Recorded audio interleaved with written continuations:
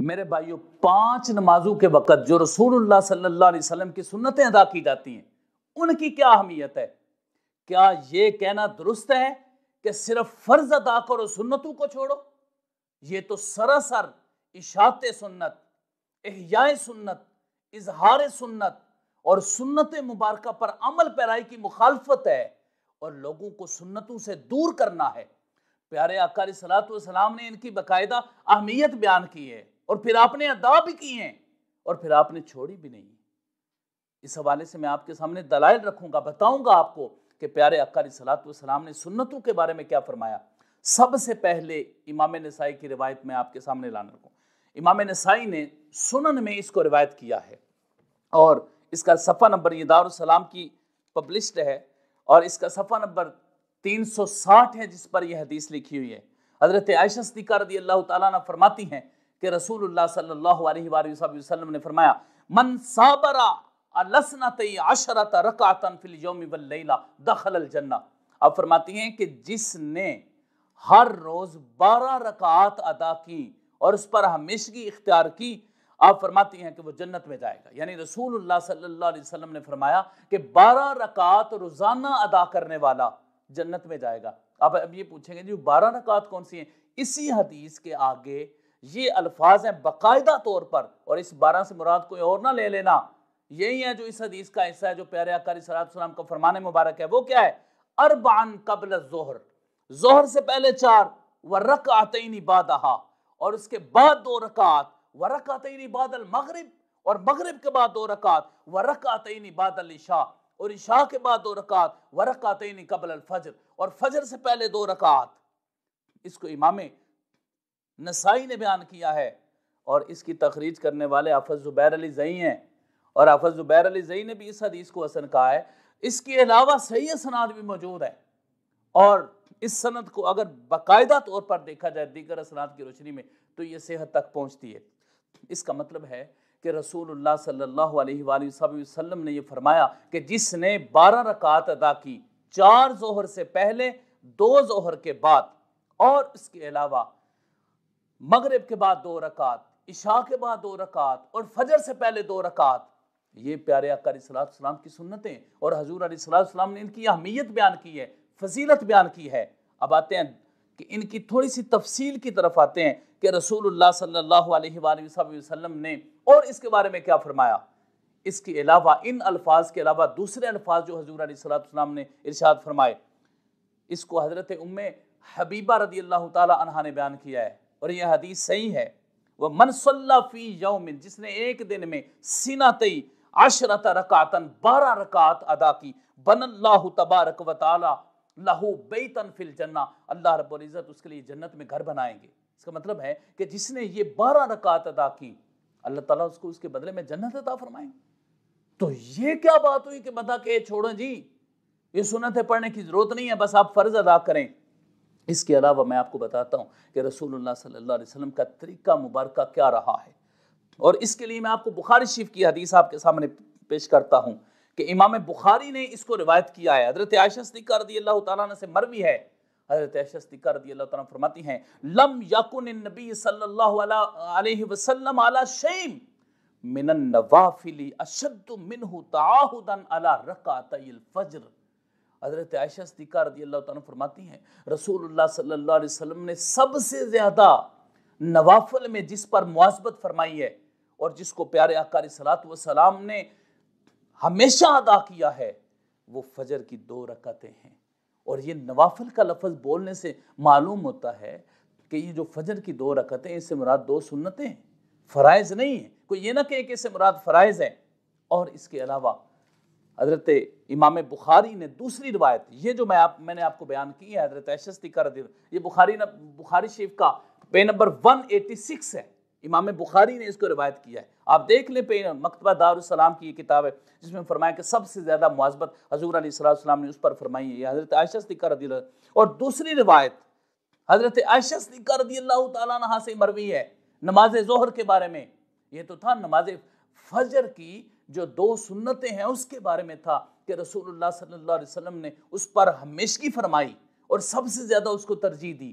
اب ظہر کی جو رکعات ہیں ان کے بارے میں پیارے آقا علیہ الصلوۃ والسلام کا کیا عمل مبارک تھا، اس کو ہی امام بخاری نے روایت کیا ہے، اور امام بخاری نے اس کو 188 پیج نمبر ہے، مکتبہ دارالسلام کی یہ کتاب ہے، انہوں نے اس کو شائع کیا ہے صحیح بخاری کی۔ حضرت عائشہ صدیقہ رضی اللہ تعالیٰ عنہ فرماتی ہیں ان النبی صلی اللہ علیہ وسلم کان لا یدع اربعا قبل الظہر، رسول اللہ صلی اللہ علیہ وسلم ظہر سے پہلے 4 رکعت نہ چھوڑا کرتے۔ یہ صحیح بخاری ہے، حضرت عائشہ صدیقہ رضی اللہ تعالیٰ عنہ سے مروی ہے کہ رسول اللہ صلی اللہ علیہ وسلم ظہر سے پہلے 4 رکعت نہ چھوڑا کرتے، لا یدعو، نبی کریم صلی اللہ علیہ وسلم نہ اور پھر یہاں پر میں ایک بات آپ کو بتاؤں، یہاں پر یہ الفاظ ہے باقاعدہ طور پر کانا لا یدعو، اور یہ ماضی کون سی ماضی؟ ماضی استمراری ہے، فعل مضارع کے اوپر کانا داخل، اور ماضی استمراری کا کیا مطلب ہوتا ہے کہ وہ چھوڑتے نہیں تھے، یعنی کبھی نہیں چھوڑتے تھے، اس میں استمرار پایا جاتا ہے۔ اس سے معلوم ہوتا ہے کہ رسول اللہ، اور پھر یہ جو کانا کے ساتھ ماضی کا استمرار اور پھر لا یدعو کے الفاظ آئیں، اس کا مطلب کیا ہے کہ رسول اللہ صلی اللہ علیہ وسلم ظہر سے پہلے کی 4 رکعت نہیں چھوڑا کرتے تھے۔ تو کسی کی کیا حیثیت ہو سکتی ہے جو یہ کہے کہ سنتیں چھوڑو اور فرض ادا کرو؟ یہ کیسی بات ہے؟ کیا کوئی اس طرح کرے گا کہ وہ فرض کی طرف لوگوں کی توجہ دلانے کے لیے رسول اللہ صلی اللہ علیہ وسلم کی سنتیں چھوڑ دے گا؟ اور ایک امتی کیا اس لیے فرض ادا کرے گا کہ وہ رسول اللہ صلی اللہ علیہ وسلم کی سنتیں اب اس کو پڑھنی نہیں پڑھ رہی، لہٰذا وہ اب سنتیں تو نہیں پڑھے گا اور فرض کی ادائیگی کرے گا؟ یہ رسول اللہ صلی اللہ علیہ وسلم کا ایک امتی اس طریقے سے کرے گا؟ وہ فرض کی اہمیت اس کے سامنے اسی وقت آ سکے گی جس وقت وہ سنتوں کی اہمیت کو ختم کرے گا، جس وقت وہ احیاء سنت کا خاتمہ چاہے گا۔ رسول اللہ صلی اللہ علیہ وسلم کے سنتوں کے احیاء کی بجائے یہ کہے گا کہ سنتوں کو چھوڑ دو اور صرف فرض ادا کرو، یہ میں امت مسلمہ کے فرض کی طرف ترغیب دلانے کے لیے ایسا کر رہا ہوں؟ سوال ہی پیدا نہیں ہوتا۔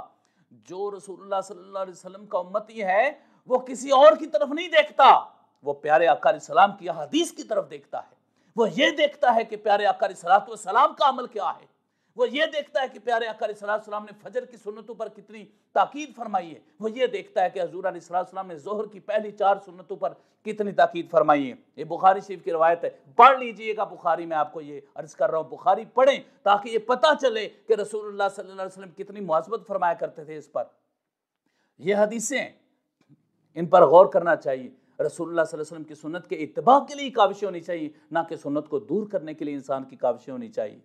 اور اس کے بعد میں آپ کو یہ عرض کرتا ہوں ظہر کے بارے میں کہ پیارے آقا علیہ الصلوۃ والسلام جیسے ہی سورج ڈھلتا تو پیارے آقا علیہ الصلوۃ والسلام ظہر کی رکعت 4 رکعت ظہر کی ادا کیا کرتے۔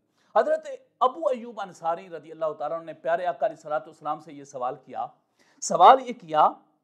کہ یا رسول اللہ صلی اللہ علیہ وآلہ وسلم، آپ یہ نماز پڑھتے ہیں تو اس کی اہمیت کیا ہے؟ تو حضور علیہ الصلوۃ والسلام نے آگے سے یہ فرمایا ان ابواب السماء تفتح فی هذه الساعة، اس گھڑی میں آسمان کے دروازے کھول دیے جاتے ہیں، فاحب ان یسعد لی فیہا عمل، میں چاہتا ہوں کہ اس وقت میں میرا یہ عمل اللہ رب العزت کی بارگاہ میں پہنچے۔ فقال یا رسول اللہ صلی اللہ علیہ وسلم، عرض کی یا رسول اللہ صلی اللہ علیہ وسلم ایفصل بینہن بسلام، کیا سلام کے ساتھ اس کے درمیان فاصلہ کیا جائے گا؟ تو رسول اللہ صلی اللہ علیہ وسلم فرمایا لا، اس کے درمیان فاصلہ نہیں کیا جائے گا، یعنی 2 رکعت پڑھ کے سلام نہیں پھیرا جائے گا بلکہ 4 رکعت پوری ادا کی جائے گی۔ اس کو امام مالک نے موطا میں صحیح سند کے ساتھ روایت کیا ہے۔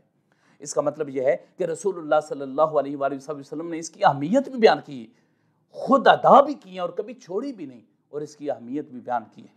آپ خود یہ اندازہ لگائیں، ہم کیسے کہہ سکتے ہیں کہ آپ صرف فرض ادا کر لو، سنتوں کو چھوڑ دو، سنتوں کی اہمیت ہم ختم کر دیں؟ سوال ہی پیدا نہیں ہوتا۔ پیارے آقا علیہ الصلوۃ والسلام کے یہ فرامین واضح طور پر بتا رہے ہیں کہ آپ سنتوں کو ادا کرو، اور یہ جو سنتیں ہم پڑھتے ہیں، سنت موقدہ جو رسول اللہ صلی اللہ علیہ وسلم کی، اس کو کسی تحقیق کی بنیاد پر رد نہیں کیا جا سکتا۔ کوئی یہ کہ جی کوئی نہیں، سنت چھوڑ دو گے تو کوئی مسئلہ نہیں ہے، کوئی اس کا گناہ نہیں ہوگا۔ میرے بھائیو، یہ کن چکروں میں پڑے ہوئے ہیں، کن چکروں میں پڑے ہوئے ہیں۔ اگر سنتیں چھوڑنے سے گناہ نہیں ہوتا تو سنتوں کی ادائیگی سے انسان کے درجات تو بلند ہوتے ہیں، جنت میں تو داخل ہوتا ہے۔ اور ایک مسلمان کس لیے یہ سارے اعمال کرتا ہے؟ کہ اللہ کی بارگاہ مقبول ہو جائے۔ معرفت الہی کے جام پیے، رضا الہی کے جام پیے، کس لیے کرتا ہے؟ وہ جنت میں داخل ہو جائے۔ کس لیے کرتا ہے؟ تاکہ اس کے گناہ مٹ جائیں، گناہوں کا خاتمہ ہو جائے۔ کس لیے کرتا ہے؟ کہ وہ روحانی طور پر بلند و بالا ہو جائے۔ اور ایک شخص یہ کہ آپ صرف فرض ادا کر لو، سنتوں کو چھوڑ دو۔ سنتوں کی اہمیت کو کیسے چھوڑا جا سکتا ہے؟ رسول اللہ صلی اللہ علیہ وسلم نے فرمایا، میں آپ سے عرض کر رہا ہوں، آقا علیہ السلام نے فرمایا، المتمسک بسنتی عند فساد امتی، جو امت کے فساد کے وقت میری سنت کو مضبوطی کے ساتھ پکڑے گا، فلاح اجر شہید، تو اس کے لیے شہید کا اجر ہے۔ تو سنتوں کو پکڑنے کا حکم ہے، یہ سنتوں کو چھوڑنے کا حکم ہے۔ یہ کوئی مذاق نہیں ہے شریعت اسلامیہ کہ آپ اپنی مرضی کے مطابق جو مرضی کریں۔ نہ میرے بھائیوں، جو مسجدوں میں نمازیں پڑھتے ہیں، نمازیں پڑھنے کے بعد پھر وہ اپنے گھروں میں چلے جاتے ہیں، کاروبار میں چلے جاتے ہیں، دکانوں پہ چلے جاتے ہیں اور سنتوں کو اہمیت نہیں دیتے، ان کو سوچنا ہوگا کہ رسول اللہ صلی اللہ علیہ وسلم کی سنتوں کی کتنی اہمیت ہے اور رسول اللہ صلی اللہ علیہ وسلم نے سنتوں کو کتنا ادا کی ہے۔ ان کتابوں کو پڑھیں تاکہ آپ کو پتہ چلے کہ رسول اللہ صلی اللہ علیہ وسلم نے ان کی اہمیت کیا بیان فرمائی۔ اسی طرح صحیح مسلم کی بھی روایت ہے کہ رسول اللہ صلی اللہ علیہ وسلم یہ رکعات اسی طرح ہی ادا کیا کرتے، تو امام مسلم نے بھی اس کو روایت کیا ہے۔ اور یہ میں آپ کو بتا رہا ہوں، اگر آپ اس روایت کو پڑھنا چاہتے ہیں جو حضرت عائشہ صدیقہ رضی اللہ تعالیٰ سے مروی ہے، اس کو صحیح مسلم مکتبہ دارالسلام کی پیج نمبر 296 پر آپ پڑھ لیں، مکمل طور پر یہ حدیث موجود ہے اس پر۔ یہ احادیث صحیحہ میں نے آپ کے سامنے رکھی ہیں۔ اب آپ خود اندازہ لگائیں کہ کیا ہمیں رسول اللہ صلی اللہ علیہ وسلم کی سنت کو چھوڑنا چاہیے؟ کبھی کسی صورت میں حضور علیہ السلام کی سنت کا دامن نہیں چھوڑنا چاہیے۔ اللہ تعالیٰ ہمیں پیارے آقا علیہ السلام کی سنت کے دامن کو تھامے رکھنے کی توفیق عطا فرمائے اور تمام تر فتنوں سے محفوظ فرمائے، آمین یا رب العالمین۔ وصلی اللہ علی حبیبی سیدنا محمد و آلہ وصحبہ۔